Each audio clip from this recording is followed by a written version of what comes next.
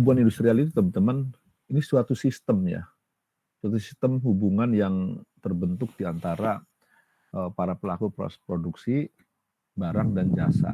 Jadi di sana beberapa minggu yang lalu saya sampaikan bahwa di sana ada minimal ada 3 ya, ada 3 unsur yang ada dalam hubungan industrial.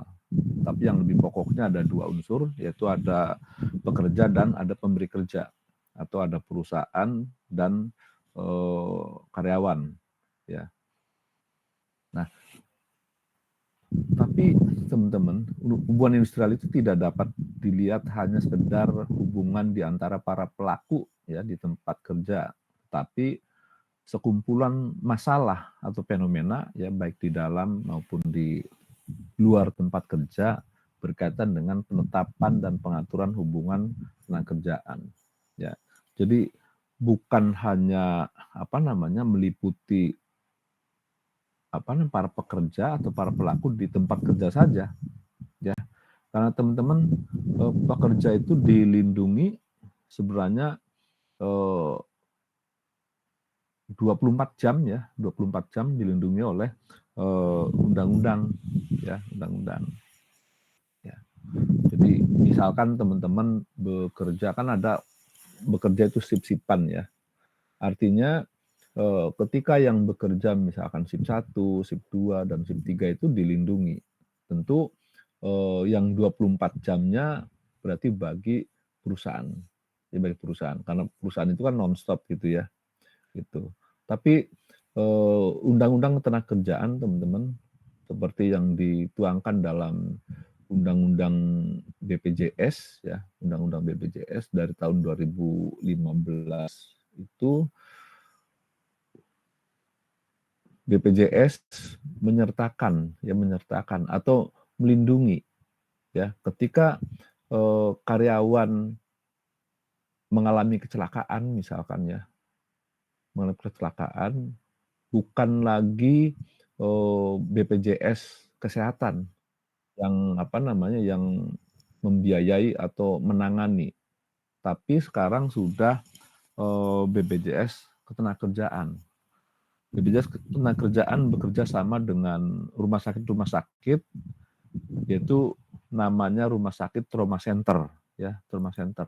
Mungkin di daerah Cikarang, di daerah Kerawang, ada rumah sakit yang bekerja sama dengan BPJS yang menangani ya BPJS Ketenagakerjaan BPJS Ketenagakerjaan yang menangani kesalahan karyawan ya. Jadi kalau misalkan karyawan berangkat ke kantor misalkan ya atau perusahaan mengalami kecelakaan misalkan ya.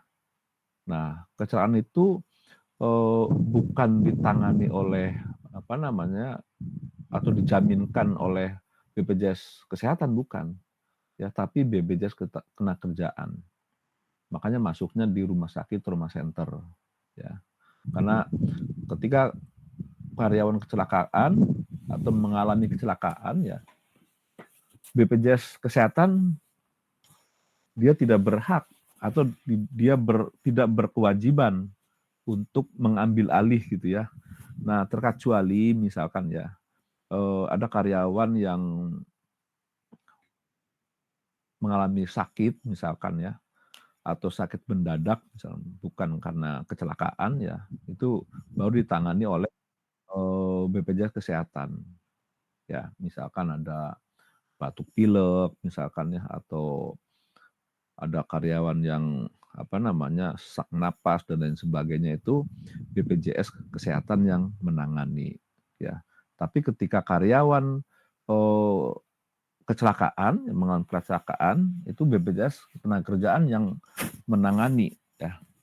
Pak, kapan BPJS Tenaga menangani kecelakaan karyawan misalnya? Itu dari berangkat sampai pulang teman-teman ya. Kalau teman-teman bekerja misalkan di Tangerang misalkan ya, tinggalnya di Cikarang atau di Kerawang, atau misalkan kerjanya di Bandung misalkan ya, tinggalnya di Cikarang atau di Kerawang. Nah, perjalanan itu kan membutuhkan waktu, ya. Misalkan masuknya jam 8, ya, masuk jam 8, mulai kerja. Nah, kira-kira perjalanan ke Tangerang atau ke Bandung itu berapa jam? Misalnya taruhlah 3 jam misalkan ya, 3 jam.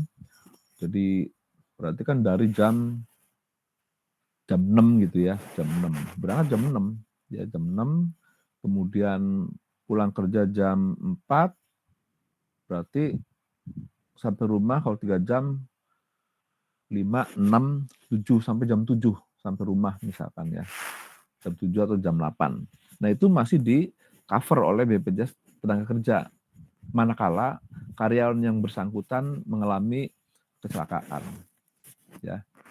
Pak, kalau hari Minggu gimana gitu misalkan. Hari Minggu bisa di cover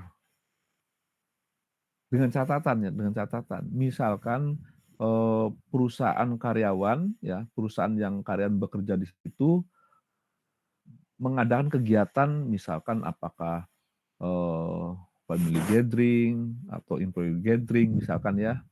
Biasanya perusahaan itu ngambilnya hari-hari libur gitu ya. Misalnya hari Sabtu dan Minggu misalkan. Nah, selama itu kegiatan perusahaan itu di-cover oleh BPJS Ketenagakerjaan. Ya, ini teman-teman makanya hubungan industrial itu bukan hanya di tempat kerja saja, di luar kerja menjadi kewajiban ya bagi pihak-pihak yang terkait ya seperti tadi saya sebutkan di BPJS misalkan ya. Nah, bahkan teman-teman dalam perkembangan hubungan industrial ya tidak lepas dari hubungan sosial ya. Jadi perusahaan itu bukan hanya berkewajiban melakukan hubungan itu hanya dengan karyawan saja, bukan. Tapi lebih hubungan sosial, misalkan dengan masyarakat lingkungan setempat misalkan ya. Itu juga harus dijalin. Bagaimana dia menjalin komunikasi, bagaimana dia menjalin hubungan dengan lingkungan sekitar ya. Nah, begitupun hubungan ekonomi ya. Ini tentu berkaitan dengan pengupahan ya. Ketika karyawan bekerja tentu ada imbalan ya yang diberikan oleh perusahaan, itu berupa ekonomi atau gaji. Dan yang terakhir yaitu politik ya. Kan walaupun kita secara tidak langsung ya atau kasat mata kita bekerja itu sudah meliputi politik ya, sistem politik ya. Lihat aja politik itu kan musyawarah ya, musyawarah. Kita bargaining itu sudah politik. Melakukan strategi-strategi itu sudah melakukan politik gitu ya. Makanya menurut Semeru itu bukan hanya hubungan kerja itu antara pekerjaan dan pengusaha ya, tapi hubungan itu lebih luas ya, lebih luas yang meliputi sosial, ekonomi dan politik. Itu teman-teman ya.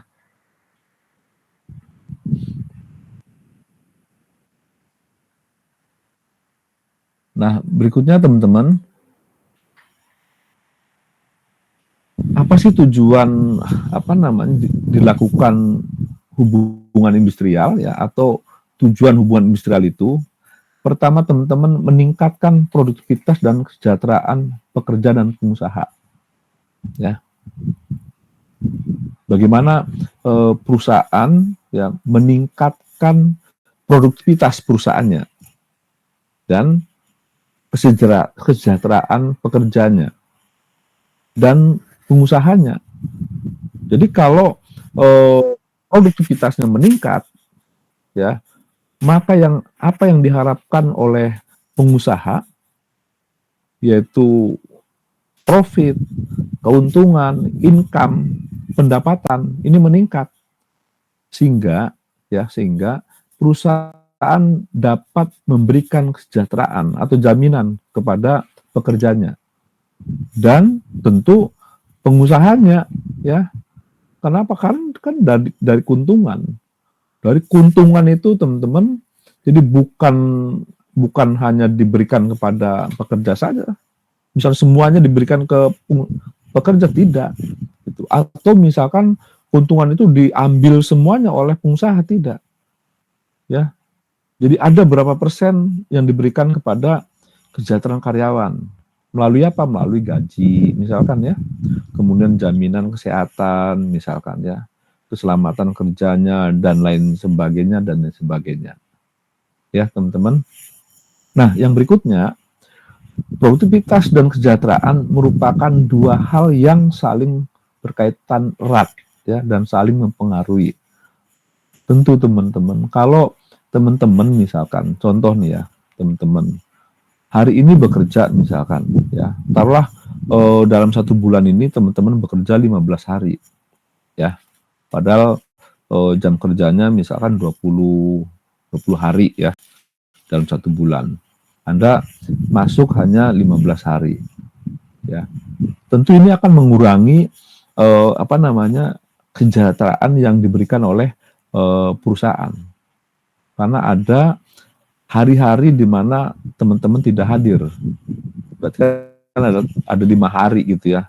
Pasti kan ada potongan gitu ya, potongan tidak hadir, ya. Nah, ketika produktivitas itu meningkat, ya, maka tentu kesejahteraan atau gaji yang diberikan oleh perusahaan itu utuh, gitu ya. Jadi tidak ada pengurangan atau tidak ada pemotongan, ya. Kalau yang tadi karena produktivitasnya menurun atau kerjanya hanya 15 hari, maka diberikanlah proporsional karena ada potongan. Tapi ketika kerjanya full, misalkan dalam 1 bulan, ya, misalkan 20 hari, maka diberikan gajinya full, kan tidak ada potongan. Nah, sehingga produktivitas dan kesejahteraan ini saling berhubungan, saling terkait, ya, saling berhubungan erat, karena satu sama lainnya saling mempengaruhi, gitu ya. Tidak ada kesejahteraan manakala tidak ada produktivitas. Tidak ada kesejahteraan manakala tidak ada produktivitas, ya. Dan sebaliknya sama, tidak ada produktivitas manakala perusahaan tidak memberikan kesejahteraan kepada karyawannya, ya. Nah, berikutnya teman-teman, untuk mencapai tujuan tadi, ya, jadi bukanlah perkara yang mudah sebenarnya ya teman-teman. Ini diperlukan komitmen dari masing-masing pihak, ya. Kemudian sarana hubungan yang bersifat kolektif, ya. Contohnya apa? Diperlukan komitmen, gitu ya. Misalkan dari pekerja, kemudian pengusaha, gitu ya. Makanya teman-teman, di perusahaan itu dibuatkan ini peraturan, ya, peraturan perusahaan, ya. Kemudian kalau ada PKB dibuatlah PKB-nya, ya. Kemudian ketika karyawan bekerja di sana, status karyawannya jelas, ada surat perjanjian kerja, kan keduanya saling memegang komitmen, ya. Karena di dalam surat perjanjian kerja di sana muncul hak dan kewajiban, ya. Kewajiban karyawan apa, kewajiban perusahaan apa, ya. Hak karyawan apa dan hak perusahaan apa. Artinya di sana sudah ada komitmen. Sudah ada komitmen, disepakati, maka ditandatanganilah surat perjanjian tersebut. Ya, itu ya tujuan hubungan industrial. Nah, siapa saja sih pelaku hubungan industrial, ya? Jadi beberapa minggu yang lalu saya sampaikan ada 3, ya, 3. Nah, di sini ada pekerja atau buruh, ya, kemudian pengusaha, ya bisa dikatakan manajemen dan pemerintah. Kenapa ini harus ada 3 gitu ya dalam hubungan industrial itu? Karena masing-masing unsur tadi ya memiliki perannya masing-masing ya. Coba kita lihat di pengusaha. Jadi pengusaha di sini sekurang-kurangnya mencakup 3 kelompok ya.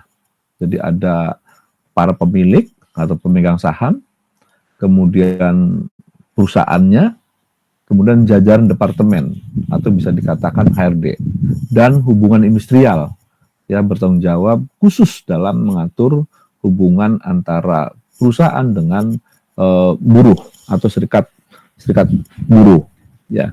Jadi kalau kita kembali ke pertemuan yang lalu ya, bahwa pengusaha tentu akan memberikan tanggung jawabnya berupa kesejahteraan ya, kesejahteraan terhadap karyawannya ya. Ini yang apa namanya paling utama ya bagi komitmen pengusaha ya.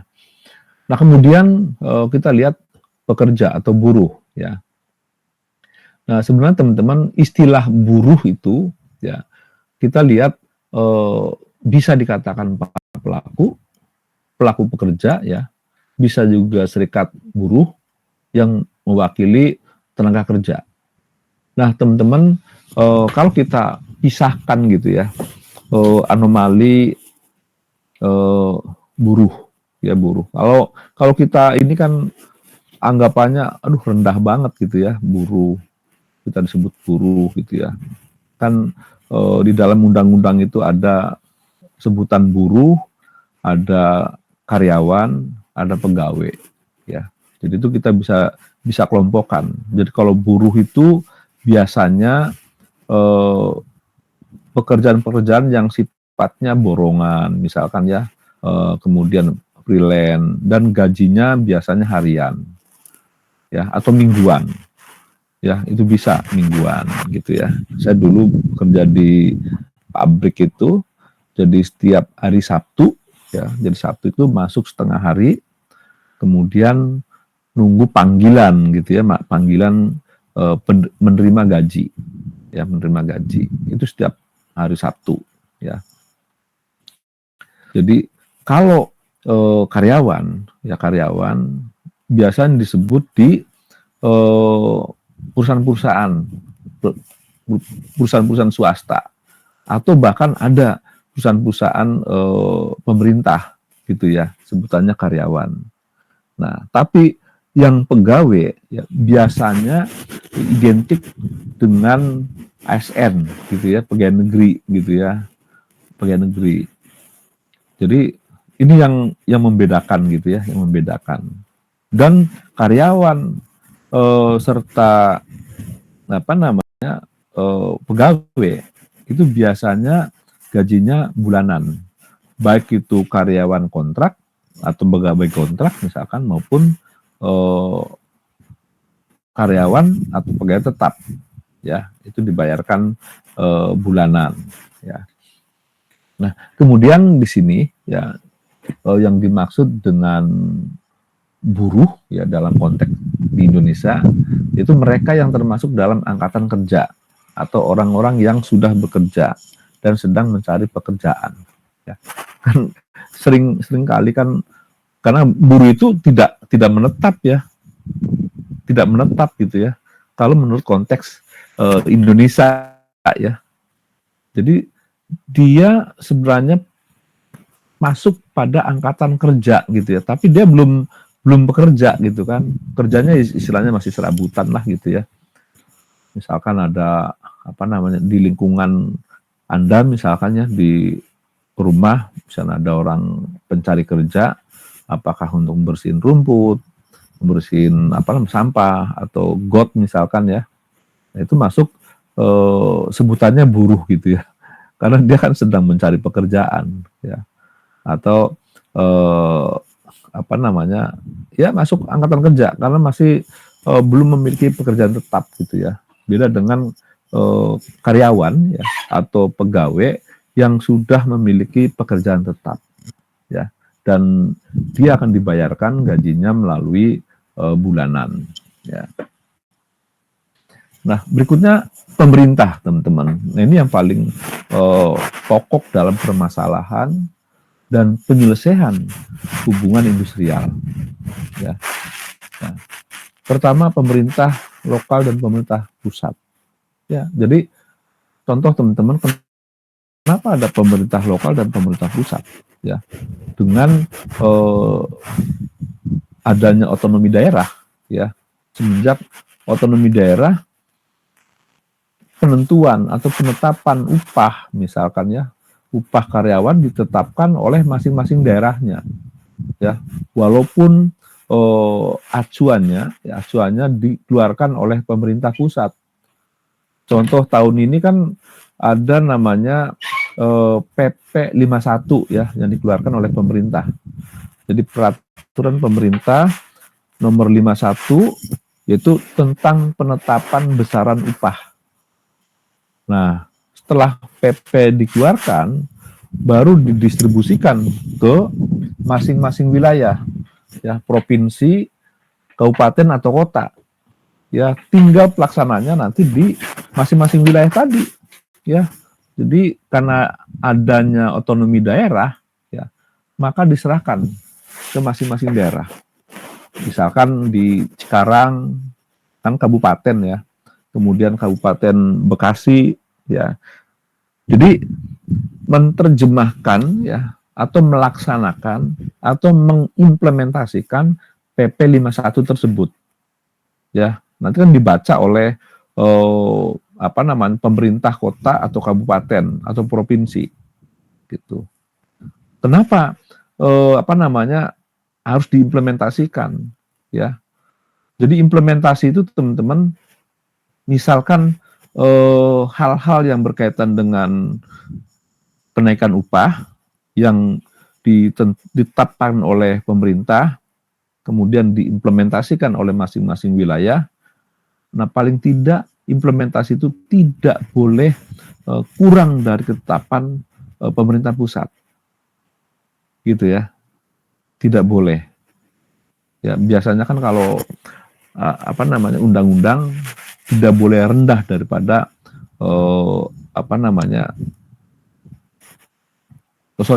pelaksanaan upah itu tidak boleh lebih rendah daripada ketetapan pemerintah, ya. Itu yang masalah penetapan upah. Jadi sekarang ini dengan adanya peraturan pemerintah yang baru untuk penetapan besaran upah itu berdasarkan inflasi. Nah, inflasi berjalan gitu ya, inflasi berjalan. Jadi ngitungnya diperkirakan gitu ya.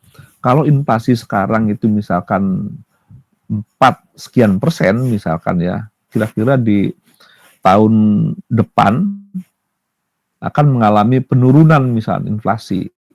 Nah, itu sebagai acuan ya, atau pedoman untuk menentukan besaran upah minimum ya. Tapi kan untuk tahun ini ya kan sedang proses persiapan proses ini tahun politik ya. Pasti ada efek ya. Misalkan kita tetapkan inflasi itu kira-kira lebih besar atau lebih kecil dari tahun ini. Pasti lebih besar. Ya, pasti lebih besar. Karena konteksnya tahun politik itu sangat mempengaruhi ya pertumbuhan ekonomi. Misalkan orang mau investasi dari luar negeri, ini lagi tahun politik nih gitu ya. Nanti kalau saya investasi di Indonesia, kepastian hukumnya seperti apa nih, gitu ya. Makanya agak menahan diri nih untuk sekarang, ya. Nanti kalau sudah ada pemilu sudah selesai, sudah kondusif, ya kemudian suhu politiknya sudah adem, ya udah dingin, nah baru masuk investor ya dari luar masuk ke Indonesia. Nah ini akan berdampak teman-teman ketika investor berdatangan ke Indonesia, menanamkan modalnya di Indonesia, tentu akan berdampak terhadap kehidupan masyarakat yang ada di Indonesia. Ya, harapannya seperti itu gitu ya. Kenapa? Karena sekarang ini kan kecenderungannya ya investor dari luar negeri itu dia mau membuka pabrik misalnya bawa tenaga kerjanya dari negaranya gitu ya. Jadi mudah-mudahan ke depan tidak seperti itu. Karena untuk perusahaan lokal saja ya ketika dia mendirikan usahanya atau perusahaannya di wilayah lain ya di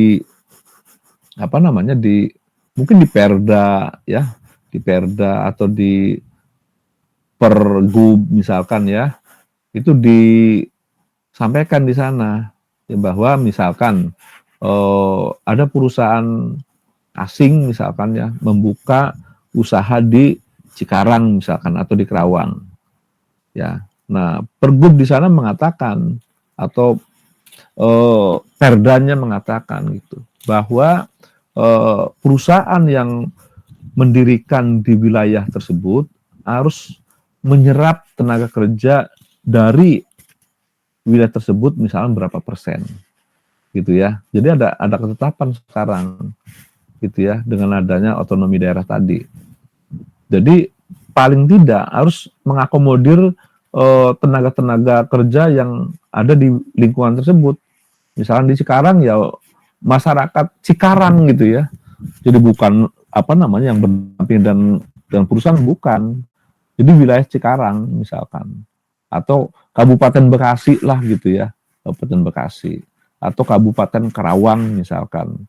Jadi harus diserap tenaga kerjanya ya sehingga dari wilayah tersebut bisa mengetahui ya tenaga yang terserap berapa persen misalkan ya, tenaga yang belum terserap berapa persen ya, sehingga pemerintah kabupaten atau kota bisa melakukan langkah-langkah berikutnya misalkan ya gitu. Nah yang berikutnya lembaga-lembaga pemerintah yang bertanggung jawab ya, dalam membuat dan merubah kebijakan-kebijakan publik yang dapat mempengaruhi hubungan industrial. Ya, jadi ya itu seperti peraturan pemerintah misalkan ya. Kemudian kalau di daerah misalkan ada Perda ya, ada Perwal, Perkab gitu ya, Perbuk gitu ya. Jadi peraturan bupati, peraturan wali kota gitu ya, Pergub, peraturan Nur. Nah, tapi yang paling tinggi ada Perda, ya Perda. Ini misalnya Perda Kota Bekasi, Perda Kabupaten Bekasi, Perda Kabupaten Kerawang dan lain sebagainya. Yaitu harus mengikuti dan harus bertanggung jawab terhadap masalah-masalah yang ada di lapangan. Kemudian pemerintah sebagai representasi dari berbagai kepentingan publik. Betul teman-teman ya. Jadi ini kan condongnya gitu ya. Condongnya kan ketika ada konflik, ketika ada permasalahan, tentu condongnya ke pemerintah. Ya, karena pemerintah sebagai mediator ya antara pengusaha dan pekerja ya. Itu teman-teman kita sambil diskusi atau tanya baja, silakan barangkali ada hal-hal yang mau di-sharingkan atau ditanyakan, silakan.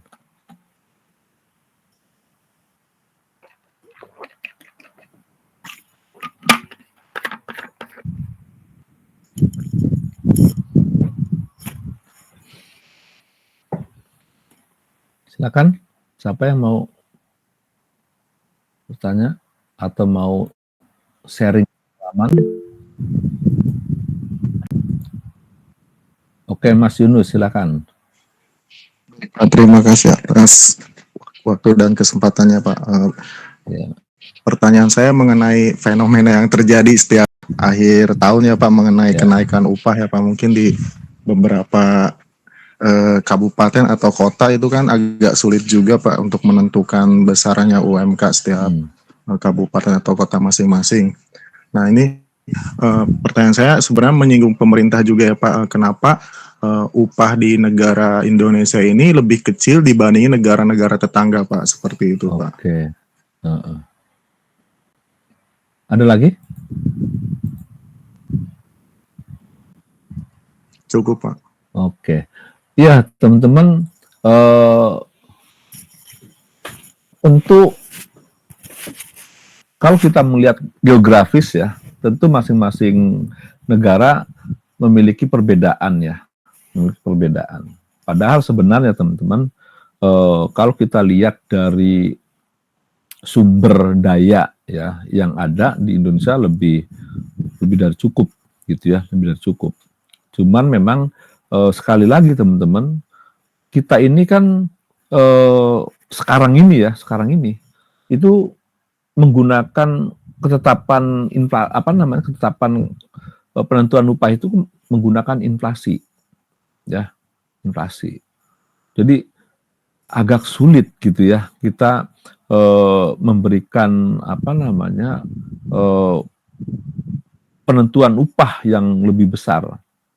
Contoh dengan ini, kita jangan gak usah kita ngeliatin ya ke Singapura. Kalau Singapura jauh lebih tinggi ya, dengan negara-negara tetangga yang lainnya lebih tinggi.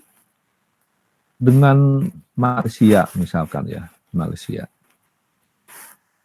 ini sangat sangat istilahnya jomplang gitu ya, sangat jomplang penetapan upah yang ada di Indonesia dengan di Malaysia ya, ini sangat jomplang.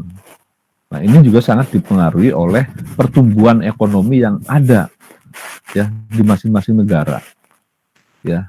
Lihat aja sekarang pertumbuhan ekonomi kita di Indonesia berapa gitu ya.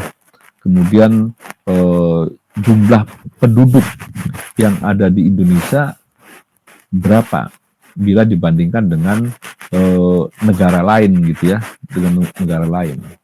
Nah, oleh karena itu ini sangat berpengaruh untuk penentuan besaran upah gitu.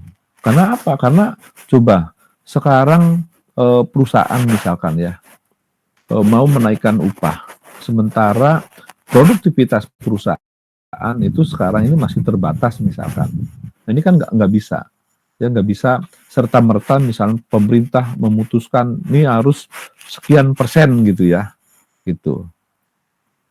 Nah, ini sangat sulit, ya sangat sulit. Makanya sekarang antara pemerintah dengan Apindo ini sedang ada gesekan-gesekan juga gitu ya. Karena tentu ini ada 3 unsur yang tadi ya, yang saya sebutkan. Misalkan menaikkan upah lebih besar, misalkan bagaimana pertumbuhan atau kelanjutan perusahaan, ya, pengusaha. Di sisi lain perusahaan harus memenuhi ketetapan upah, misalkan ya.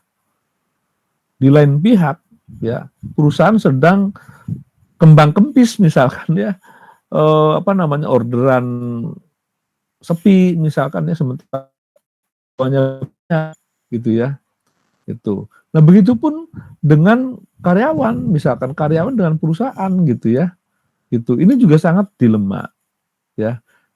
Tapi begini teman-teman ya, saya juga karena saya dulu di HRD ya, bagaimana menyikapi masalah-masalah yang terjadi. Ya, di Indonesia ini kan hampir setiap tahun, karena masalahnya masalah UMP gitu ya, masalahnya.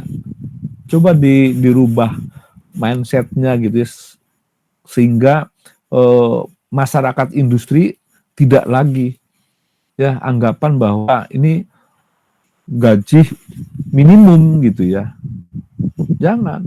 Dan ini teman-teman, tidak semua perusahaan ya menerapkan UMP atau UMK gitu ya. Tidak semua perusahaan ya. Perusahaan-perusahaan yang sudah apalagi go public misalkan ya, ini tidak lagi menggunakan ketetapan UMP. Ya, dia sudah lebih tinggi daripada penetapan pemerintah. Ya.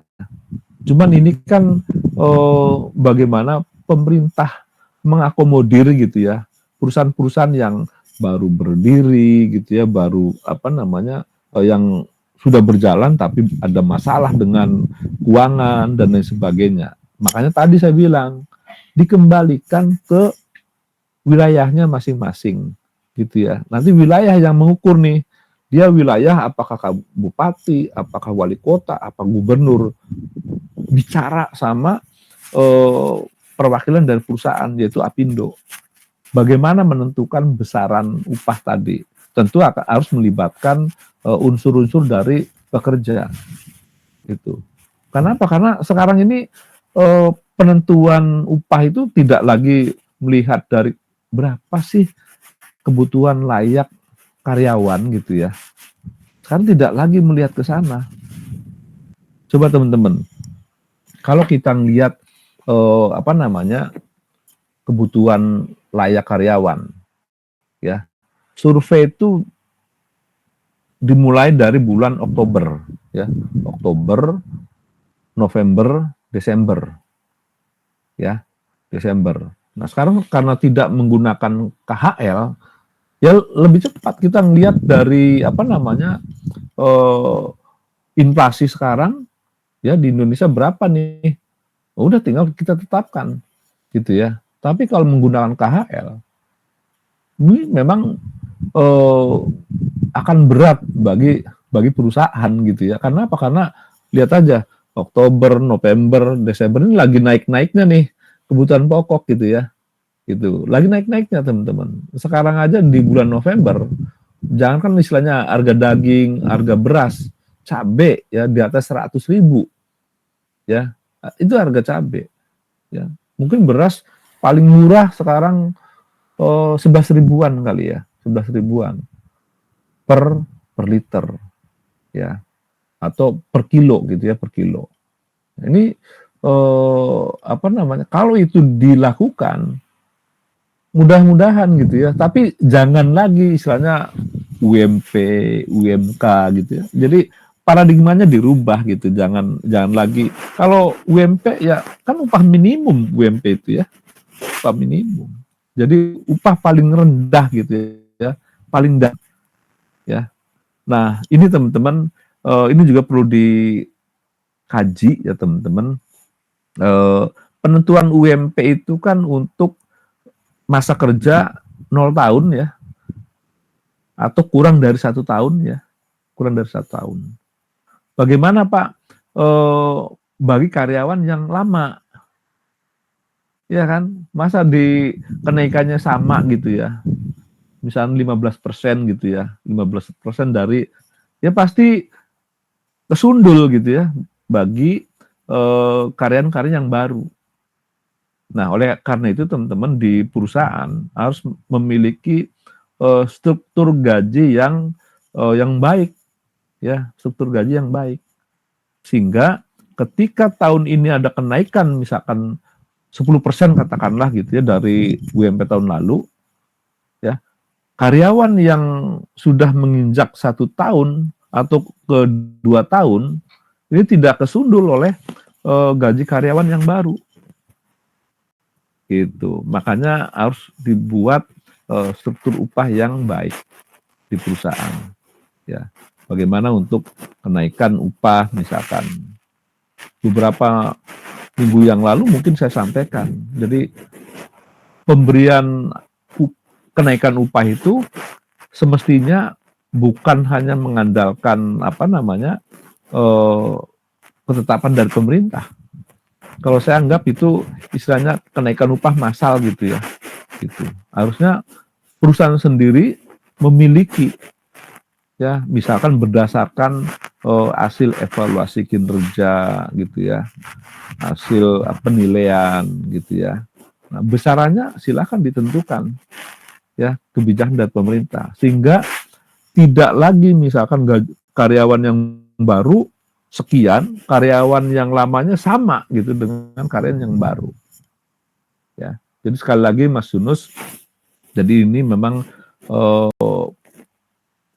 keputusan yang paling berat ya bagi pemerintah. Ya bagi pemerintah. Kenapa? Karena ya kita sebutannya UMP gitu ya.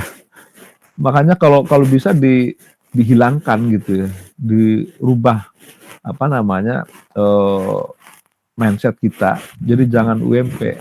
Ya, kalau UMP kan orang cenderungnya gaji minimum gitu ya. Gitu. Lihat perusahaan-perusahaan yang besar ya, yang besar. Mungkin di sini sudah pernah saya sampaikan ya. Saya dulu waktu masih aktif di HRD ya, ada kegiatan dari Dinas Tenaga Kerja, saya diundang di kalau tidak salah di Pelabuhan Ratu ya, di sana. Saya ngobrol dengan manajer HRD dari Yamaha ya, Yamaha Motor ya. Mudah-mudahan di sini ada teman-teman yang bekerja di sana. Ya, jadi saya tanya, Pak, di Yamaha menggunakan apa namanya UMP? Oh tidak Pak, sudah udah lama nggak menggunakan apa namanya UMP atau ketetapan dari pemerintah. Loh kenapa saya bilang? Kami sudah di atas UMP Pak, kata ngomong gitu. Nah ini yang tadi saya sampaikan teman-teman. Ya, jadi kalau itu sudah dilakukan, tentu nggak ada lagi nih istilahnya kisru-kisru di akhir tahun gitu ya, kisru-kisru di awal tahun, tidak ada lagi. Ya. Kenapa? Karena perusahaan sudah melakukan di atas ketetapan dari pemerintah, gitu. Karena kalau kita ngomongin UMP, mindset kita kan, upah paling rendah gitu, upah minimum gitu ya, gitu. Sementara kebutuhan itu kan nggak ada kebutuhan minimum gitu ya, gitu. Coba lihat kita harga-harga di pasaran, belum lagi nanti BBM diperkirakan tahun 2004 itu ada kenaikan karena hilangnya Pertalite ya menjadi Pertamax gitu ya. Nah lihatnya sekarang sudah hilang tuh info-info yang ada di SPBU ya, sudah dihilangkan Pertalite. Walaupun sekarang penjualannya masih ada ya. Artinya apa? Artinya sekarang mensosialisasikan kepada warga masyarakat ya bahwa nanti tahun depan sudah tidak ada lagi Pertalite. Sudah tidak ada lagi istilahnya bahan bakar yang harganya 10.000 gitu ya. Sekarang kan udah paling rendah kalau nggak salah 13.000 sekian gitu ya. Sampai kalau di Pertamina itu kalau nggak salah sampai 16 ribuan ya, 16 ribuan. Ya kalau di di Shell itu sampai 17 ribuan ya harganya. Jadi hal-hal seperti ini teman-teman ya nanti akan terlihat lah ya ketika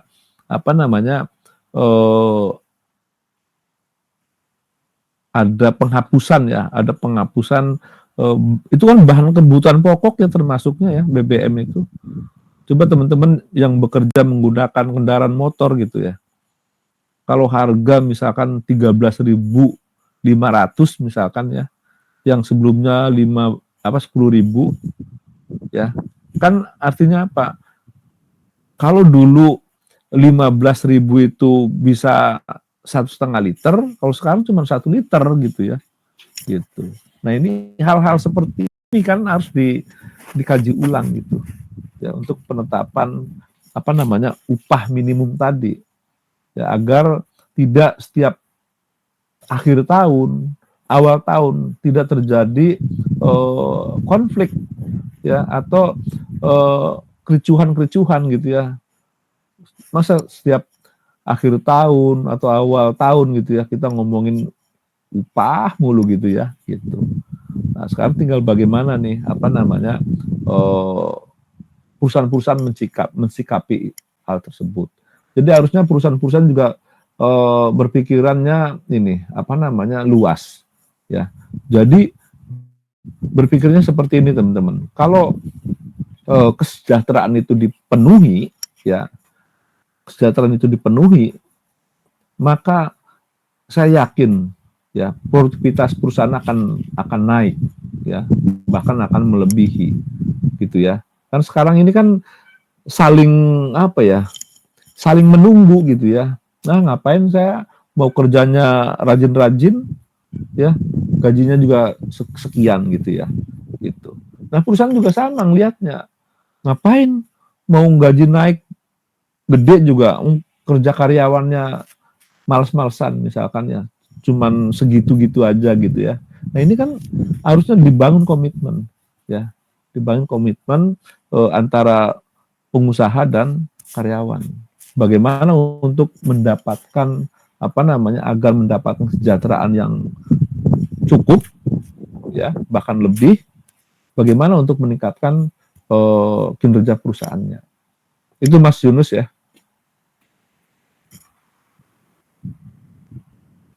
Ya, baik Pak. Terima kasih Ya. penjelasannya Pak. Yang lain silakan, barangkali ada yang mau diskusi atau sharing. Silakan, Bu Anika. Baik Pak, terima kasih banyak atas waktu dan kesempatannya. Saya izin bertanya terkait BPJS Ketenagakerjaan Pak. Ya.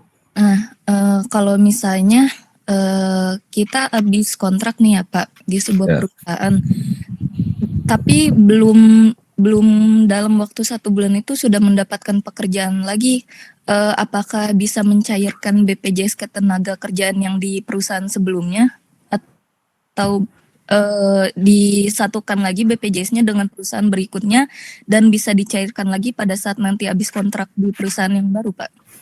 Oke. Jadi begini teman-teman, misalnya BPJS yang dibayarkan oleh perusahaan dan memotong gaji dari kita, kan sebenarnya kan gini, di BPJS itu, tenaga kerjaan ya, ada kecelakaan kerja, kematian, JHT, ya. Kemudian sekarang itu ada pensiun, jaminan pensiun, ya. Jadi yang sebelum 2015, ya, itu karyawan dipotong 2%, ya, perusahaan membayar apa namanya jaminan keselamatan, kecelakaan, terus hari tua itu 3,7. Jadi totalnya perusahaan itu membayar 5,7% plus potongan dari karyawan, ya. Nah, sekarang ditambah lagi semenjak 2015, yaitu Undang-Undang 11 tahun 2015 berkaitan dengan jaminan pensiun. Nah, jaminan pensiun dari karyawan dipotong juga nih teman-teman 1% ya dari gaji. Nah, kemudian perusahaan membayar 2%. Berarti perusahaan itu membayar jaminan kerja ke BPJS untuk karyawan ya 5,7%. Kemudian karyawan dipotong oleh perusahaan untuk membayar BPJS itu 3%. Jadi hasil 8,7% ya perusahaan membayar ke BPJS. Oke, di situ dulu ya. Nah, bagaimana karyawan yang kontrak misalkan ya, kemudian habis kontraknya, apakah bisa dicairkan atau tidak? Bisa, tapi nih ya, tapi pasti di BPJS juga menyarankan selama apa namanya karyawan tersebut bisa bekerja kembali di perusahaan lain, maka sebaiknya ini dipindahkan gitu ya, dipindahkan ke perusahaan yang baru. Jadi nanti nomornya baru, tapi saldonya digabung ke situ, gitu ya. Nanti didaftarkan oleh perusahaan. Jadi saldo itu tidak akan hilang, gitu ya. Jadi jangan misal habis kontrak diambil gitu ya, dicairkan. nanti teman-teman tidak memiliki tabungan gitu ya, nggak memiliki tabungan. Apalagi kalau pensiun kan bisa dicairkan manakala kita sudah pensiun. Jadi nggak bisa diambil sekarang gitu ya. Kalau dulu kan kalau tidak salah ya di tahun 2000 berapa ya? 2020 atau 2021 ya, ada aturan minimal gitu ya, harus berapa tahun gitu ya bisa diambil gitu ya, kan ditentang oleh buruh ya kan, ditentang oleh buruh. Jadi kalau kita berhenti bekerja ya harus dicairkan gitu ya. Cuman memang masalahnya gini teman-teman, kalau teman-teman misalkan selesai bekerja langsung dicairkan gitu ya, nanti teman-teman nggak punya tabungan hari tua, iya kan? Kalau udah jadi uang itu akan habis. Nah sementara teman-teman, kalau teman-teman tahu ya, dana pengembangannya di BPJS itu termasuk besar ya, termasuk besar. Jadi saya sih percaya dengan pengelolaan di BPJS, walaupun kita yang nggak tahu barangkali ada oknum-oknum yang menggunakan dana-dana BPJS, tapi itu kan milik pemerintah ya, milik pemerintah. Jadi sebaiknya Yohanika jangan dicairkan gitu ya, karena yang dicairkan itu kan hanya JHT-nya saja gitu ya. Tapi kalau JHT dicairkan, kita nggak punya tabungan, yang nggak punya tabungan, karena pensiun itu ya, dana pensiun itu diambil manakala kita sudah pensiun, ya kan 3% ya, 2% dibayarkan oleh perusahaan, yang 1% dibayarkan oleh karyawan, dipotong melalui gaji, ya. Kalau saran saya sebaiknya jangan dicairkan, gitu ya. Selama kita masih misalkan habis kontrak pindah ke perusahaan lain kerja lagi gitu, habis kontrak kerja lagi dan lain sebagainya gitu ya. Karena kalau kita misalkan habis kontrak baru 3 tahun misalkan ya, berapa sih dana yang terkumpul selama 3 tahun gitu ya. Nah sebaiknya seperti itu, jadi jangan dicairkan. Karena yang dicairkan hanya JHT-nya saja itu yang dicairkan. Kalau kecelakaan, kematian itu kan tidak bisa dicairkan. Ya masuknya kan asuransi ya, asuransi. Karena apa? Ketika kita, mohon maaf, meninggal dunia gitu ya. Nah itu ada namanya bantuan kematian. Ya, sekarang itu kalau nggak salah 20 jutaan ya, 20 jutaan kalau nggak salah 22, 20 jutaan ya. Kemudian misalkan anak yang ditinggalkan oleh orang tuanya akan dimasukkan beasiswa dan dia mendapatkan beasiswa, maksud saya gitu ya. Saya nggak tahu sekarang ketentuannya berapa berapa rupiah nominalnya ya itu. Bahkan waktu saya di HRD kita proaktif ya, setiap ada peraturan-peraturan baru, karena BPJS Tenaga Kerja sekarang ini memberikan selain beasiswa untuk anak karyawan ya, baik itu di SD, SMP, SMA gitu ya. Kalau nggak salah perguruan tinggi belum ya, baru sampai SMA, dan juga memberikan untuk uang DP pengambilan rumah gitu ya. Kalau nggak salah maksimum itu 50 juta kalau nggak salah ya, untuk uang muka rumah gitu ya. Apalagi kalau misalkan kantornya nih, perusahaannya bekerja sama dengan developer, misalkan dengan developer A misalkan, untuk perumahan karyawan, misalkan ada 100 karyawan diambilin di perusahaan A. Nah 100 karyawan itu masing-masing 50 juta diberikan pinjaman dari BPJS.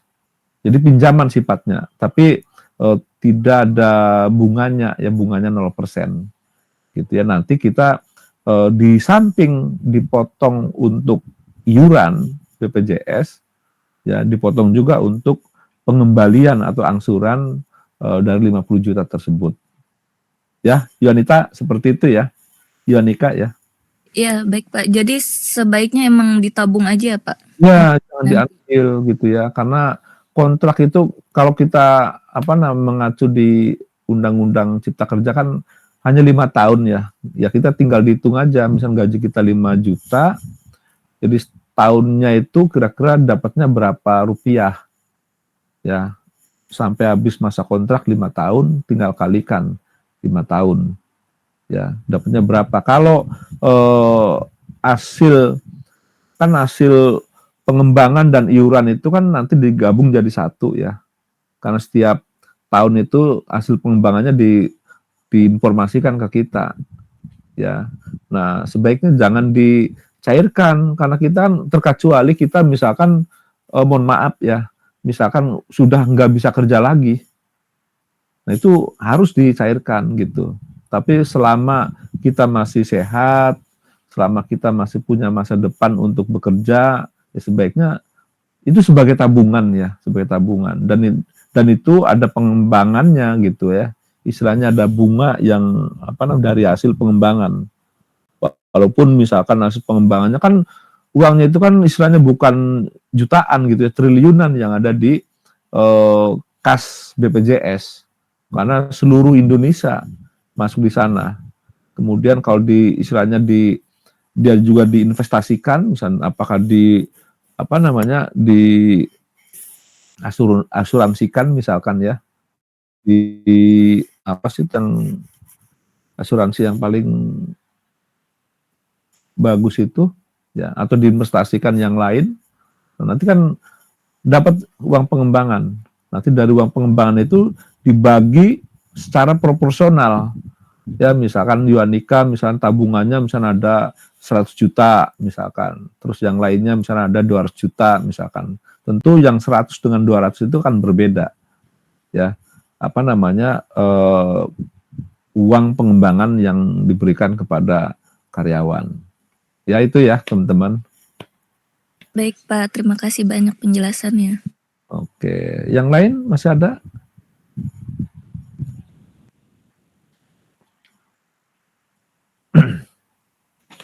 Silakan yang lain teman-teman, kita sharing aja. Silakan Intan. Iya Pak, izin bertanya soal BPJS Kesehatan. Kan kalau karyawan kontrak itu biasanya dikasih BPJS Kesehatan ya Pak, sama ketenaga kerjaan kayak gitu. Nah kalau anak magang itu nggak dikasih Pak, itu gimana ya Pak? Maksudnya tuh kayak emang nggak diharuskan dapat BPJS Kesehatan atau diharuskan gitu Pak? Terima kasih Pak. Oke, ya jadi teman-teman di Undang-Undang Tenaga Kerjaan itu, jadi sistem kan ada, kalau dulu percobaan 3 bulan ya, ada magang, sekarang ini magang ya. Jadi kenapa BPJS itu diberikan oleh perusahaan pada saat teken kontrak ya. Kalau namanya juga probation gitu ya, magang atau percobaan. Kalau karyawan misalkan karirnya bagus, bisa misalkan dilanjutkan menjadi karyawan kontrak ya. Kalau misalkan ternyata nggak bagus, ya diputus ya. Makanya belum diberikan fasilitas keselamatan kerja, apakah itu BPJS Kesehatan maupun BPJS Ketenagakerjaan. Tapi ketika misalkan setelah magang 3 bulan, bulan keempat misalkan teken kontrak, nah ini sudah menjadi tanggungan perusahaan. Ya, perusahaan wajib mendaftarkan karyawan tersebut ya ke BPJS Ketenagakerjaan dan BPJS Kesehatan. Ya, tapi kalau magang masih istilahnya coba-coba gitu ya. Coba-coba. Jadi kalau misalnya udah benar-benar karena itu memiliki loyalitas tinggi, kemudian kinerjanya bagus dan sebagainya, maka baru setelah teken kontrak baru didaftarkan ke BPJS Kesehatan dan BPJS Ketenagakerjaan. Itu Intan ya. Terima kasih Pak. Ya. Ya, artinya kan istilahnya penjajakan gitu ya. Jadi beradaptasi. Kalau beradaptasinya tidak bisa diteruskan, ya artinya putus di sana, nggak sampai kontrak. Ya, tapi kalau misal bagus kinerjanya, maka dilanjutkan menjadi kontrak, bahkan tetap gitu ya, bahkan tetap. Karena sebenarnya undang-undang itu tidak mengenal istilahnya current kontrak gitu ya, tidak mengenal. Yang current kontrak itu diperuntukkan untuk pekerja-pekerja harian sebenarnya ya, atau pekerja-pekerja boleh dikatakan kalau sekarang kan outsourcing gitu ya, gitu. Karena harusnya karyawan yang, nah teman-teman juga harus tahu nih ya, jadi mana karyawan yang harus dikontrak, mana karyawan yang tidak boleh dikontrak, gitu ya. Jadi pengertian di dalam undang-undang itu teman-teman, karyawan yang boleh dikontrak itu karyawan bukan karyawan utama, gitu ya, atau bukan karyawan inti. Contoh misalkan Anda bekerja di bank misalkan ya, atau bekerja di apa namanya kantor gitu ya, atau di front office misalkan ya. Nah, misalkan teman-teman di perusahaan itu tidak ada cleaning service-nya gitu ya, nggak ada. Kira-kira teman-teman bisa nggak sebelum kerja nyapu-nyapu atau ngelap-ngelap? Pasti bisa gitu ya. Tapi kalau teman-teman tidak hadir ya, cuman adanya security atau cleaning service. Misalkan ada orang minta, kalau di bank misalnya mau bayar nih, mau nabung, kira-kira security dan cleaning service itu bisa menggantikan perannya teller nggak? Nggak akan bisa. Makanya yang boleh dikontrak itu karyawan bukan karyawan utama atau inti. Gitu ya, ini pengertian di undang-undang. Nah, siapa itu bukan karyawan inti dan apa namanya bukan karyawan utama, itu satpam dan cleaning service. Nah, makanya yang boleh di outsourcingkan gitu ya, harusnya tenaga-tenaga itu. Ya makanya di bank sekarang udah dihapuskan, nggak boleh ada teller atau CS ya outsourcing, nggak boleh sekarang gitu, karena dia sudah menyadari oh iya salah berarti selama ini gitu ya, gitu. Jadi kalau misalkan bekerja misalkan di perusahaan, misalkan apakah sebagai staf administrasi atau menjadi apa namanya operator gitu misalkan yang di bagian produksi, itu nggak boleh harusnya menggunakan tenaga outsourcing gitu ya, karena sudah masuk ke karyawan utama. Tapi kalau misalkan teman-teman bekerjanya di pihak apa namanya pihak kedua, misalkan contohnya lagi di pihak kedua nih, misalkan teman-teman punya usaha nih ya, punya usaha. Nah kan punya usaha itu kan pasti punya tenaga yang bekerja di sana. Tapi karena ada kerjaan tambahan, sehingga teman-teman bekerja sama dengan mitra misalkan. Nah, untuk mengerjakan misalkan untuk packing misalkan ya atau apa misalkan di perusahaan. Nah, itu boleh perusahaan mitra itu dia outsourcingkan gitu ya. Gitu. Dia punya tenaga outsourcing bekerja sama dengan perusahaan Anda. Itu boleh gitu ya, karena dia bukan karyawan perusahaan kita gitu ya, itu perusahaan apa namanya pihak lain, itu boleh ya, karena sifatnya borongan gitu ya. Nah, jadi borongan misalnya berapa hari, berapa minggu atau berapa bulan gitu ya, itu boleh. Tapi kalau pekerja utama itu tidak boleh menggunakan tenaga outsourcing ya. Jadi makanya banyak perusahaan-perusahaan yang menyalahgunakan gitu ya pengertian itu, yang di outsourcingan itu yang bukan pekerja utama ya, misalnya security, kemudian satpam gitu ya, itu boleh di outsourcingkan Tapi kalau pekerja utama, misalkan kalau di contoh di bank itu teller, misalkan dia CS, ya apakah apalagi pimpinan misalkan itu nggak boleh ya tenaga outsourcing. Pak, Ya, saya mau menambahkan, Pak. ya. Saya kan juga bekerja di salah satu perusahaan Kalbe Group ya. Saya juga outsourcing, cuman di bagian purchasing. Itu bagaimana, Pak? Apakah utama juga atau bukan tuh, Pak? Harusnya masuk utama ya. Yang masuk yang bukan utama itu misalkan taruh di Kalbe Farma misalkan ya. Nah, kemudian di bagian produksi untuk ngepak apa gitu kan gitu. Jadi misalnya ini ada orderan paling banyak gitu ya. Tahun ini paling banyak. Nah, sementara tenaga kerja di perusahaan Kalbe itu terbatas gitu. Maka boleh ngambil outsourcing karena nanti misal ini kan cuman misalnya 2 minggu nih. Di outsourcing kan nggak apa-apa gitu ya. Tapi kan ada tenaga utamanya di situ. Jadi tenaga utamanya tetap bekerja karena sudah karyawan Kalbe, tapi yang untuk tambahan karena kurang tenaga kerja kita harus outsource aja gitu kan dengan orang lain gitu, nggak apa-apa.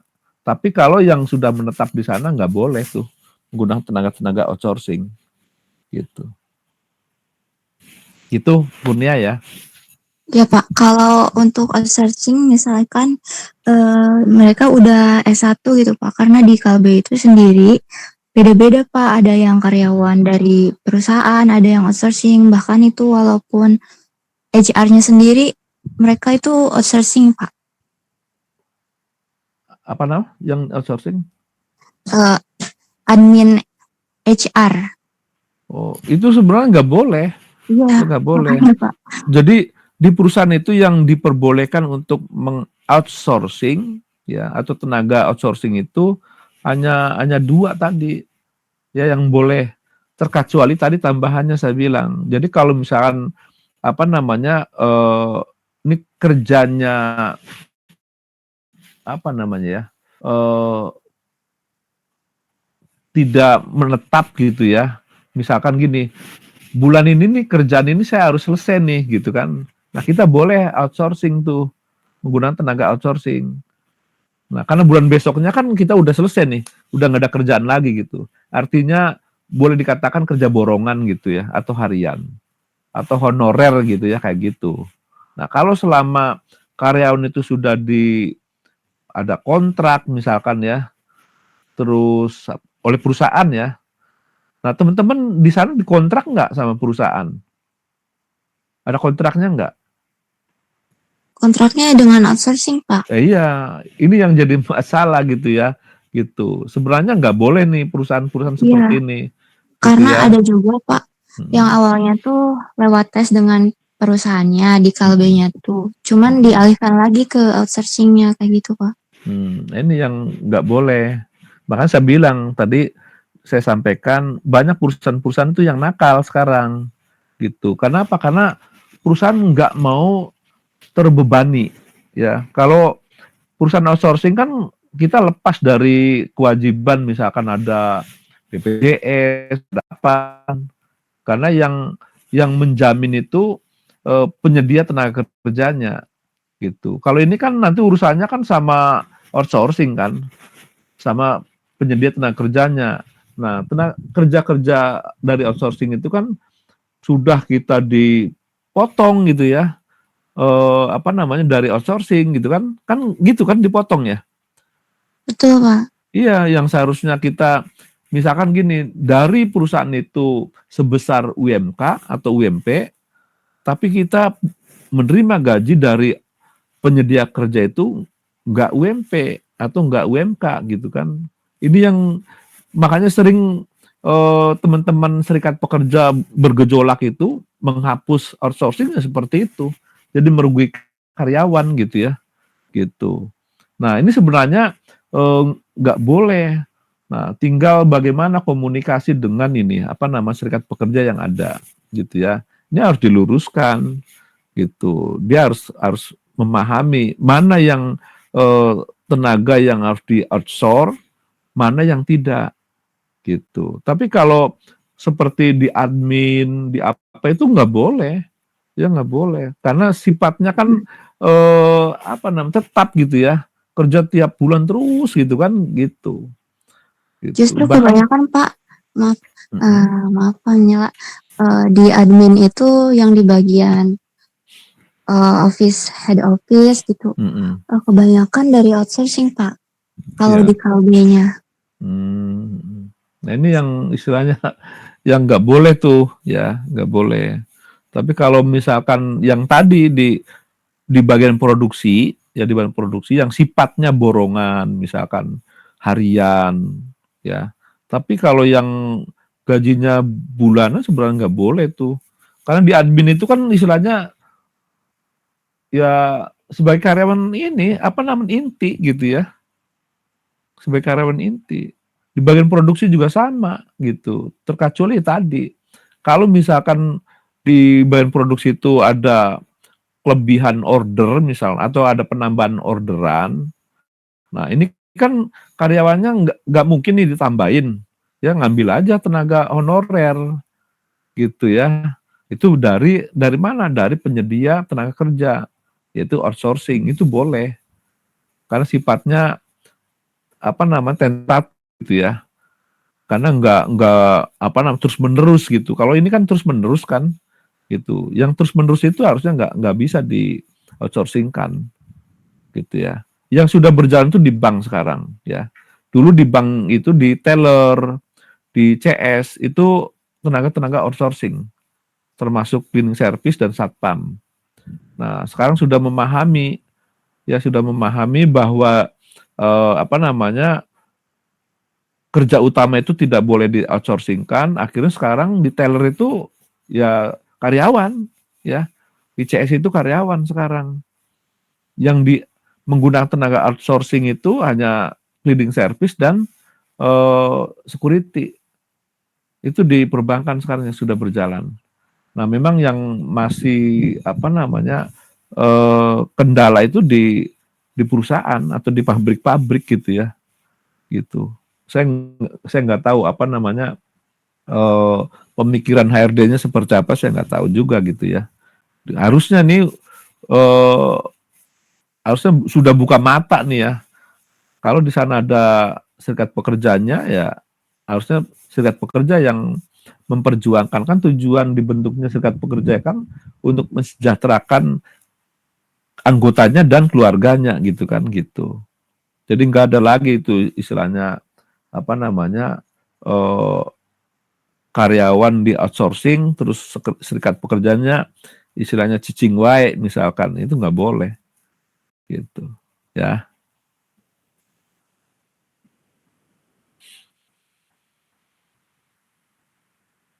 Barangkali ada di perusahaan yang lain yang apa namanya kasusnya sama dengan Kurnia.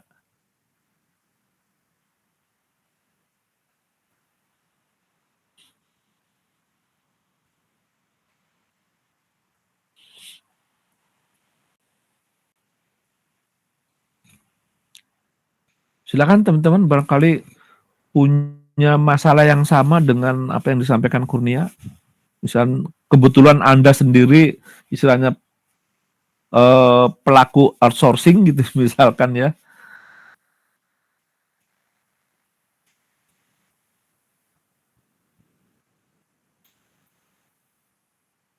Saya juga punya teman apa namanya penyedia tenaga kerja ya.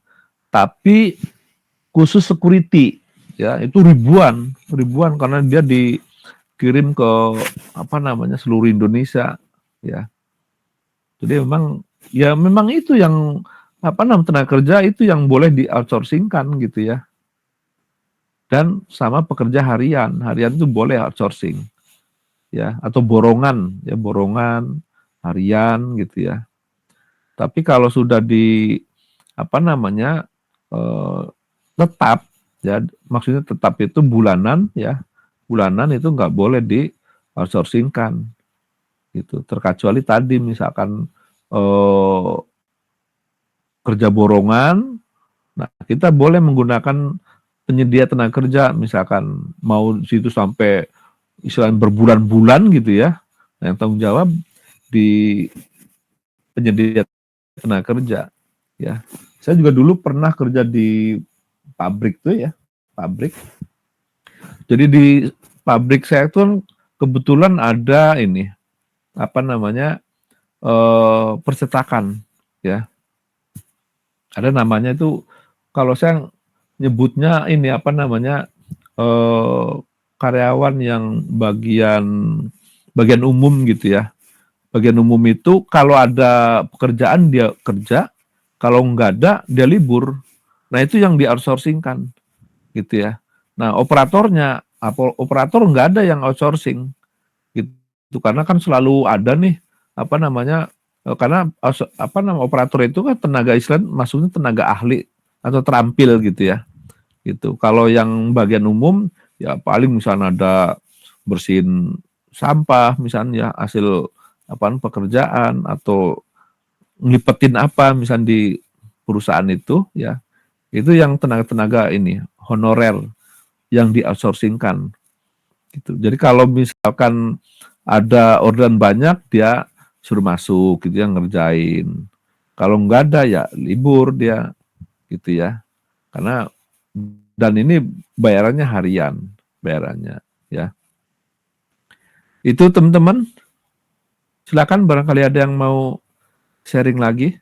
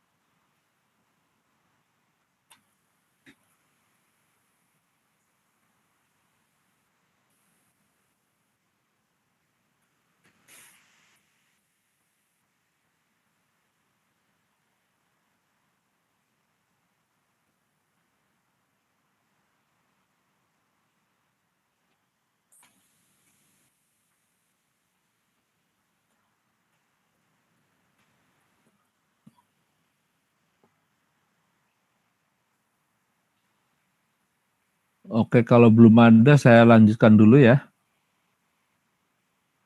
Iya, Pak.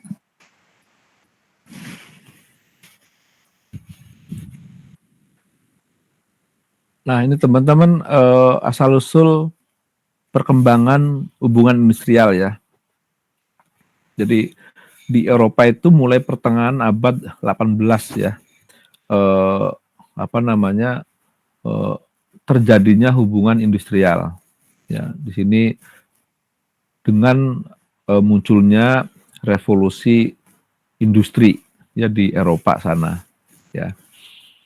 Nah, jadi ketika kalau di kita kan lahir hubungan industrial ketika apa namanya, undang-undang itu dibentuk ya, yaitu Undang-Undang 13 2003 ya, baru diatur.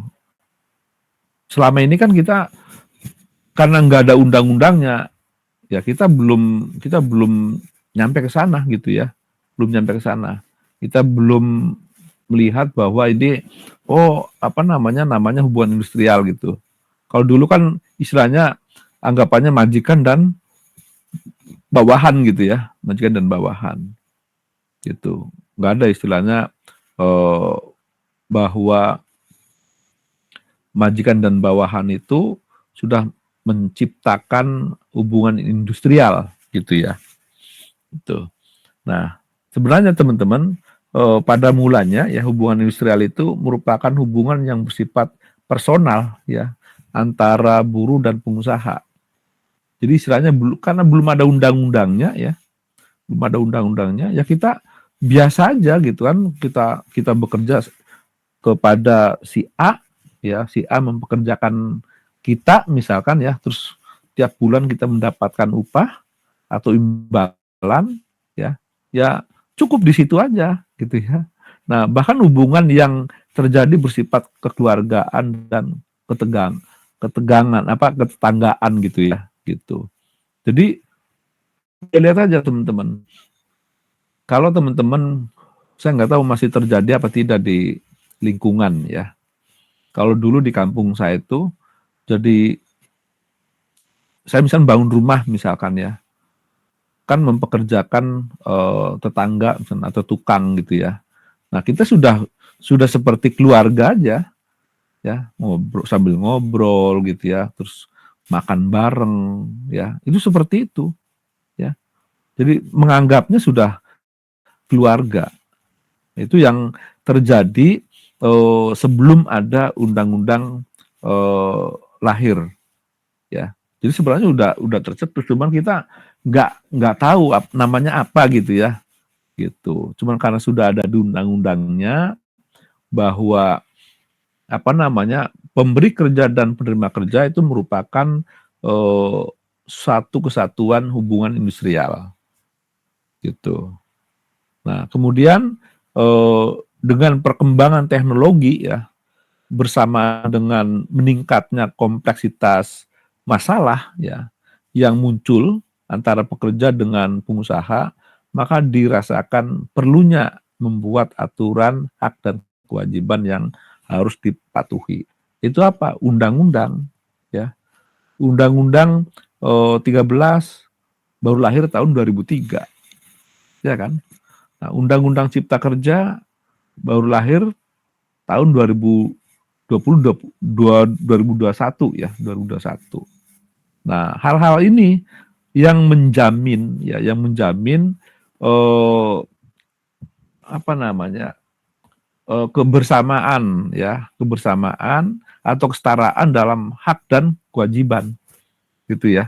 Karena di dalam undang-undang ketenagakerjaan itu kan ada klausul yang mengatakan ini, apa namanya, hak dan kewajiban masing-masing pihak dilindungi oleh undang-undang ketenagakerjaan gitu. Jadi karyawan memiliki hak ya, hak dan kewajiban. Begitupun pengusaha atau perusahaan ya memiliki hak dan kewajiban. Ya, jadi sama di mata hukum. Contoh misalkan, ketika karyawan ya di PHK sepihak misalkan ya oleh perusahaan ya, oleh pengusaha ya, maka apa yang terjadi ya, di sana ada konflik ya, ada konflik. Maka ketika ada konflik harus diselesaikan ya, melalui apa? Melalui hubungan industrial. Gimana contohnya? Dilakukan bipartit misalkan ya, nggak selesai bipartit dilakukan tripartit ya, mentok juga tripartit baru ke pengadilan negeri apa pengadilan tinggi misalnya, pengadilannya pengadilan hubungan industrial, itu PHI ya. Kalau di Jawa Barat adanya di Bandung ya, kalau di Jakarta ya adanya di Gatot Subroto ya. Jadi masing-masing apa namanya pengadilan itu mencakup wilayah gitu ya. Pak bisa nggak misalkan kan saya bekerja di Bekasi misalkan ya, kemudian pengadilannya di Jakarta, nggak bisa ya, terkecuali misalkan ya konfliknya misalkan ada di Jakarta, jadi yang ngurusnya di Jakarta gitu ya, gitu. Misalkan kan bisa saja misalkan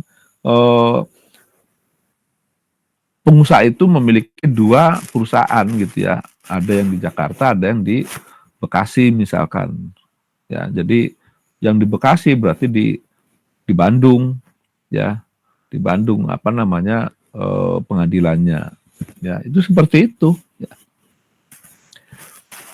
Nah kemudian teman-teman ya,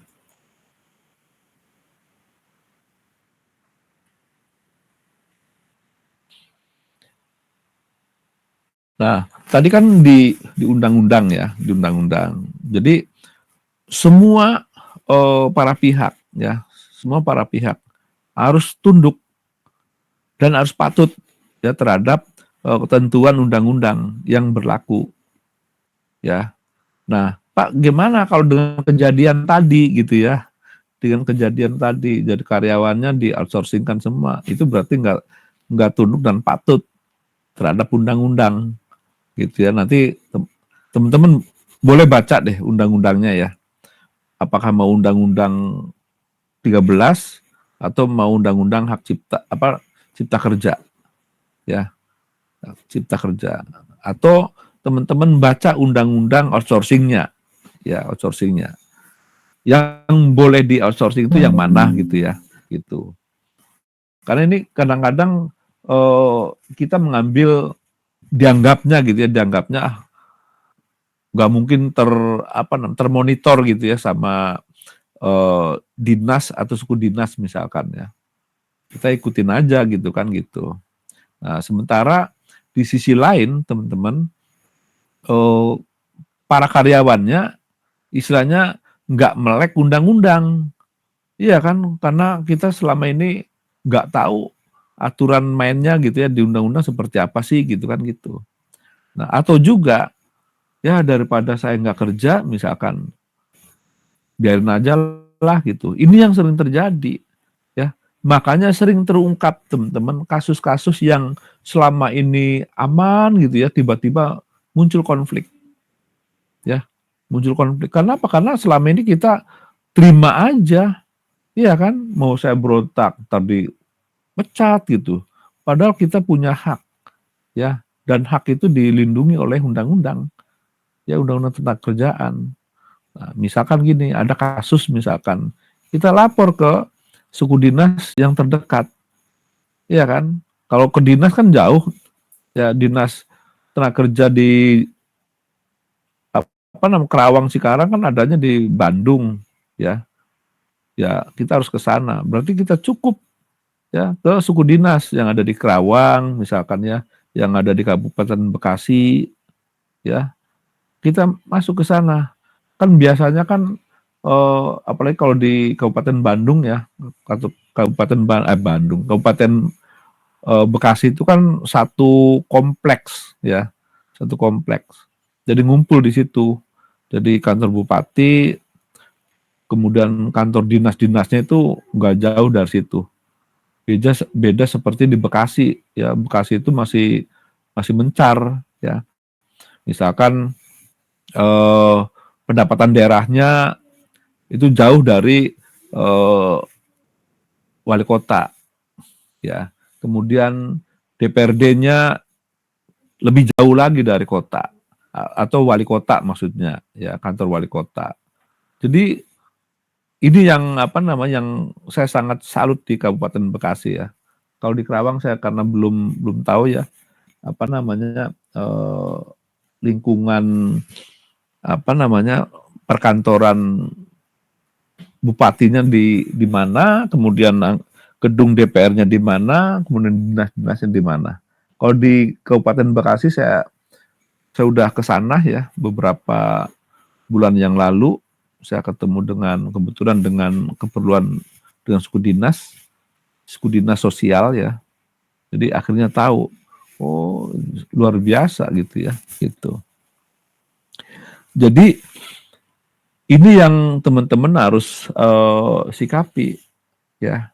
Jadi kalau ada hal-hal yang kira-kira menyimpang dari undang-undang, ya kita pertanyakan gitu ya, gitu pertanyakan. Jadi jangan istilahnya nanti saya diperlakukan yang nggak benar misalkan pemecatan. Kalau pemecatan teman-teman lebih ini lagi ya, lebih keras lagi tuh ya. Misalkan teman-teman lapor misalkan ketahuan ya, terus dipanggil dipecat. Nah, pemecatan itu kan harus memenuhi unsur ya. Pemecatan itu kesalahannya apa misalkan ya, kan harus ada peringatan ya kan. Nah, kalau sudah ada peringatan masih tetap ya, baru ada pemecatan. Tapi pemecatan itu teman-teman bukan sekedar misalkan HRD membuat surat pemecatan kerja, tidak ya. Itu dimasukkan dulu ke pengadilan.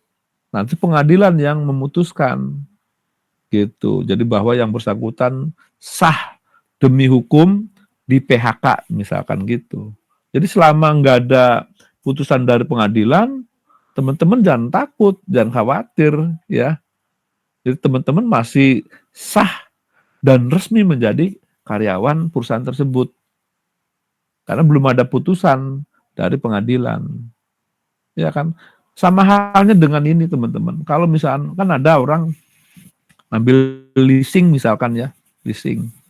Nah, kemudian misalnya teman-teman atau orang yang ngambil leasing itu nunggak misalkan ya.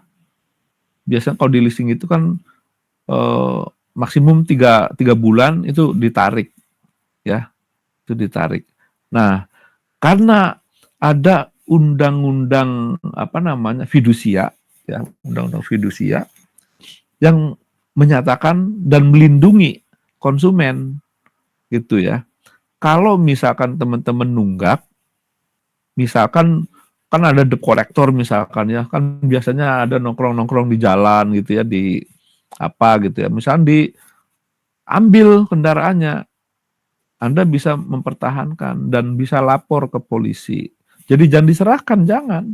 Karena Anda punya hak dan dilindungi oleh undang-undang fidusia tadi. Ya, jadi kalau dipaksa misalnya diambil oleh debt collector di jalan, pertama itu pelanggaran perampasan, itu kena pidana juga gitu ya, gitu pidana juga. Tapi kalau misalnya menerapkan undang-undang fidusianya, ya, yang bersangkutan itu kena sanksi perdata itu denda atau mengganti itu 1 miliar, gitu ya. Jadi teman-teman juga harus tahu tuh yang gitu-gitu. Ya, jadi bukan sekedar saya apa namanya, oh iya saya nunggak, diambil dia kasih aja, jangan. Ya, jadi Anda punya hak, ya punya hak karena dilindungi oleh fidusia tadi. Ya, jadi kalau bisa dirampas di tengah jalan, pidananya itu melakukan perampasan, lapor polisi. Ya, nah kemudian kalau kita ngambil apa namanya perdatanya, ya undang-undang fidusia, kita mendapatkan ganti rugi 1 miliar ya dari yang merampas tadi. Itu teman-teman ya. Bisa dipahami teman-teman? Bisa Pak. Oke, ada pertanyaan?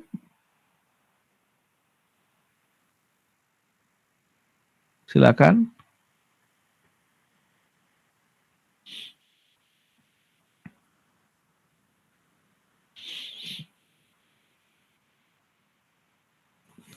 Apalagi yang berkaitan dengan status ya, status karyawan, teman-teman harus apa namanya, jeli di sana ya, teman-teman. Jadi yang namanya status karyawan itu penting dan teman-teman harus cermat juga membaca perjanjian kerja atau kontrak kerja ya. Jadi jangan sampai teman-teman disodorkan apa namanya kontrak kerja langsung suruh tanda tangan. Teman-teman harus baca dulu. Ada klausul-klausul yang di masing-masing pasal. Karena gini teman-teman, pernah kejadian ya. Saya dulu itu sempat bantu. Jadi karyawan itu di kontrak kerjanya bener emang di sana dicantumkan gajinya sebesar UMP. Ya gajinya. Kalau misalnya sekarang UMP 5 juta, di kontrak kerja itu 5 juta. Tapi yang dibayarkan oleh perusahaan tidak sebesar itu. Ya, tidak sebesar 5 juta. Ya, yang dibayarkan misalkan 4 juta misalkan atau 3,5 juta gitu kan, kayak gitu. Nah, dia berdalih secara lisan ke karyawannya 5 juta itu kalau ada lembur misalkan. Jadi kan dihitung dia. Misalkan lembur itu katakanlah misalkan 20 hari itu lembur kali 2 jam misalkan. Nah, dihitung sama dia tuh. Jadi dihitungnya dapat sekian, maka genaplah 5 juta. Karena nggak ada lembur, ya bayarnya 3,5 juta itu. Gitu ya. Jadi di kontrak itu kan nggak dijelaskan ya di kontrak itu bisa 5 juta ini kalau ada lemburan, tidak Ya, karena itu kalau kalau ditulis seperti itu narasinya akan ketahuan oleh dinas tenaga kerja. Makanya tidak dicantumkan, tapi secara lisan aja. Ya, makanya karyawan yang dibayar 3,5 juta atau 4 juta ya nggak kaget ya, karena ada penyampaian secara lisan gitu. Nah, ini teman-teman harus jeli juga ya, baca klausul pada perjanjian kerja. Ya, karena itu saya menemukan perusahaan yang seperti itu. Ya. Jadi di kontraknya sesuai dengan UMP ya, tapi pelaksanaannya atau prakteknya dibayarkan kurang dari UMP. Karena dia berdalih ya, dengan kesepakatan karyawannya kalau ada lembur baru bayarnya 5 juta gitu. Mungkin itu juga bisa juga berdalih lagi nanti karena lemburannya nggak full 1 bulan, maka tetap berkurang gitu ya. Gitu. Nih hal-hal seperti ini kan harus harus disikapi oleh kita sebagai karyawan. Ya. Tuh. Oke, berikutnya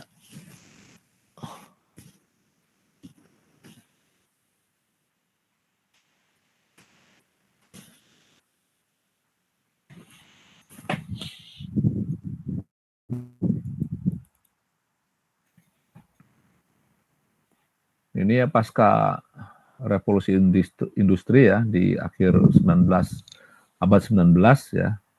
Ini juga akibat pengaruh paham liberalisme ya, ini saya lewat saja ya. Nah, ini perspektif dalam undang-undang atau dalam hubungan industrial ya.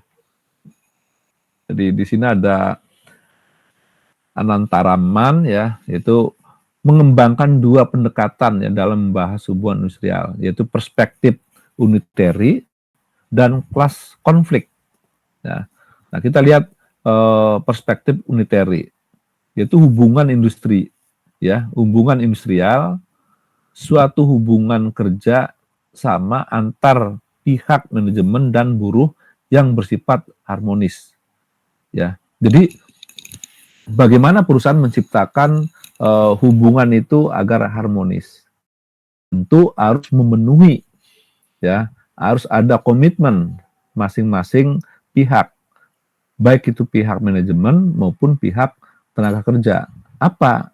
Ya, misalkan berkaitan dengan tanggung jawab masing-masing atau perannya masing-masing.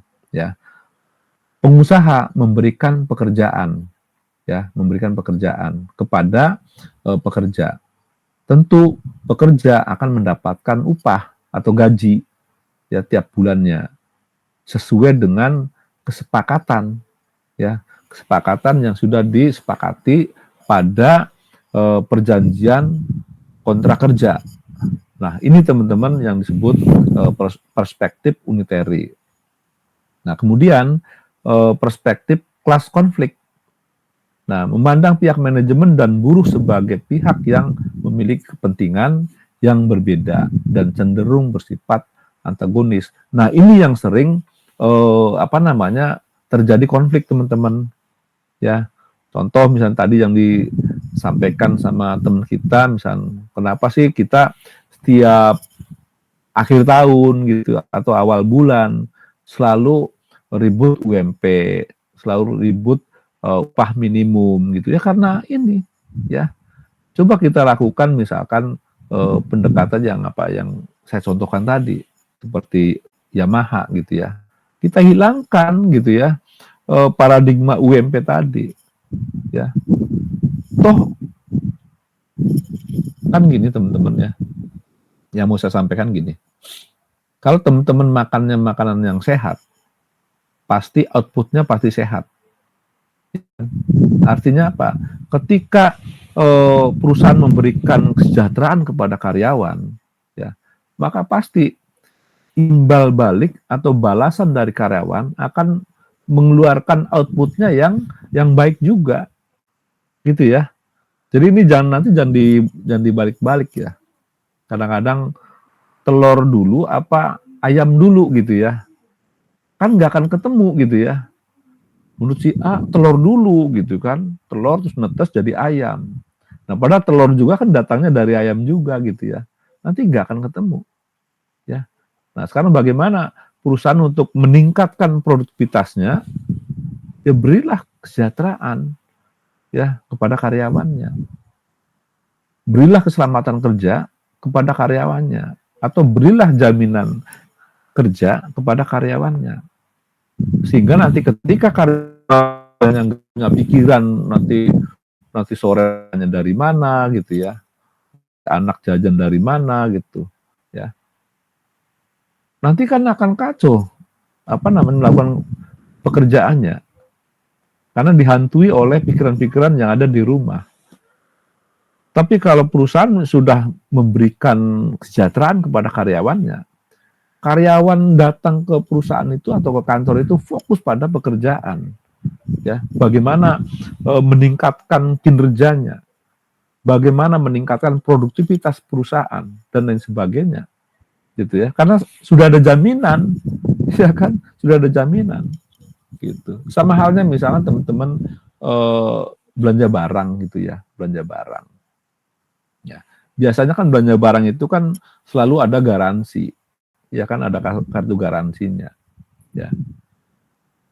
Sehingga ketika ada garansi, misalkan servis kalau misalkan rusak misalkan ya dalam waktu berapa tahun misalkan ya kan jaminan itu sudah ditulis ya.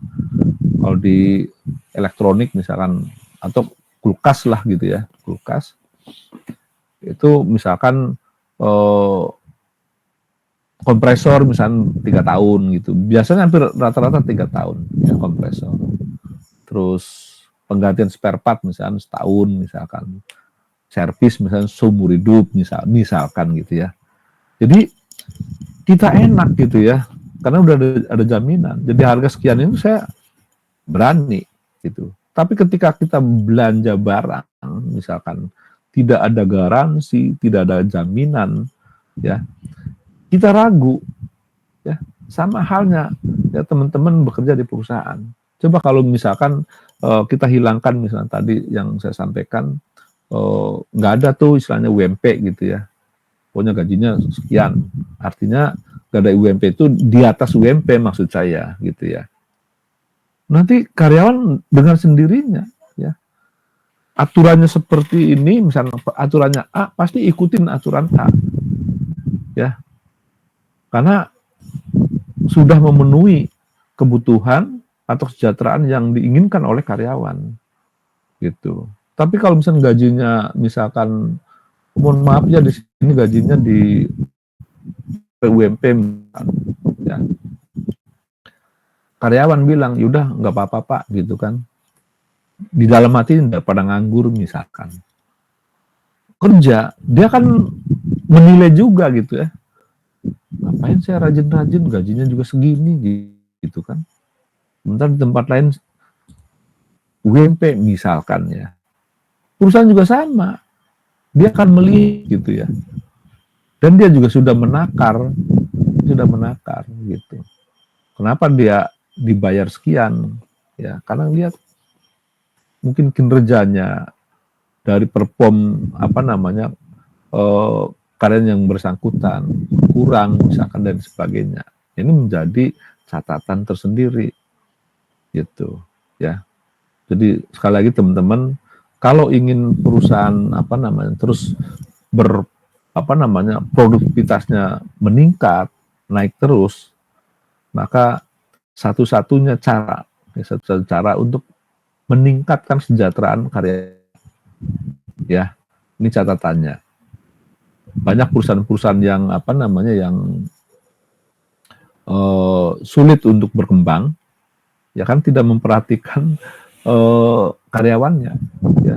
Karena teman-teman, era sekarang itu karyawan merupakan aset yang bernilai tinggi, ya, bernilai tinggi. Dulu kita kenal aset itu misalkan mesin, gedung gitu ya, tanah gitu ya. Dulu seperti itu. Tapi sekarang karyawan itu merupakan aset yang bernilai tinggi. Kenapa? Karena tanpa manusia nggak jalan juga, ya. Walaupun misalnya pakai robot, kan tetap aja ada manusia gitu ya, yang nyalain listriknya, misalkan mengoperasikan gitu kan butuh program ya, kita yang mengendalikan. Itu teman-teman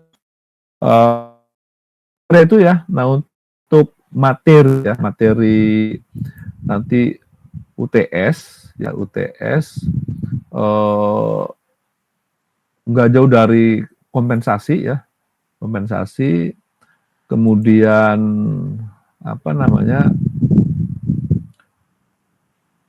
dari kompensasi itu ada hubungan industrial ya, nanti bisa teman-teman pelajari ya. Kemudian ada satu soal itu studi kasus ya, artinya umum ya. Jadi itu teman-teman ya yang untuk UTS minggu depan ya, kan minggu depan sudah masuk UTS ya. Jadi saya nggak semua pertemuan dijadikan materi UTS ya. Jadi saya ambil beberapa pertemuan yang saya masukkan UTS, termasuk pertemuan hari ini ya. Sebelum saya tutup, barangkali ada yang mau ditanyakan teman-teman.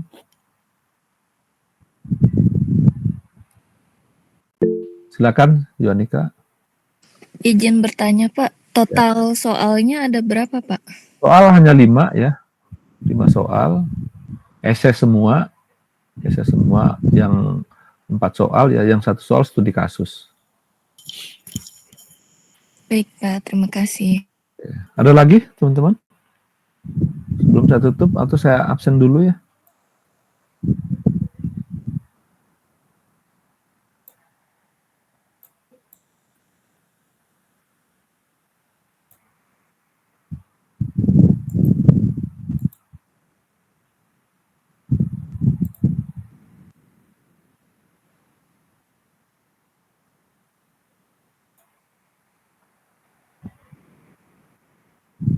Yang belum saya absen, Junior nggak ada ya?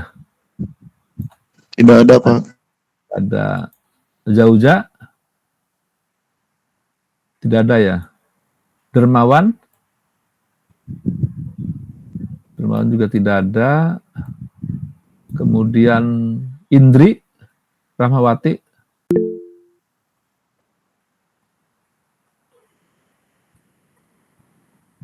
Indri ada?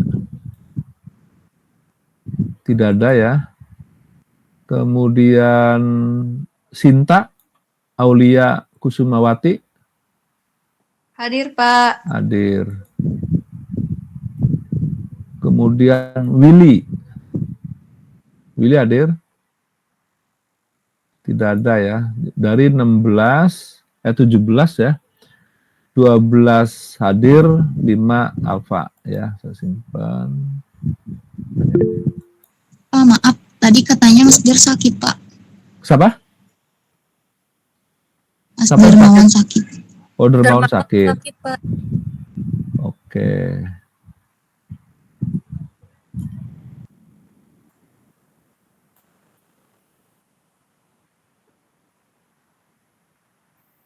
Oke ya. Oke teman-teman, saya kira itu ya. Nanti minggu depan UTS itu offline, jadi masing-masing kampus. Nanti silakan hubungi kampus masing-masing. Ya, terima kasih atas kehadirannya. Assalamualaikum warahmatullahi wabarakatuh. Waalaikumsalam warahmatullahi wabarakatuh. Terima kasih banyak Pak. Yuk, sama-sama.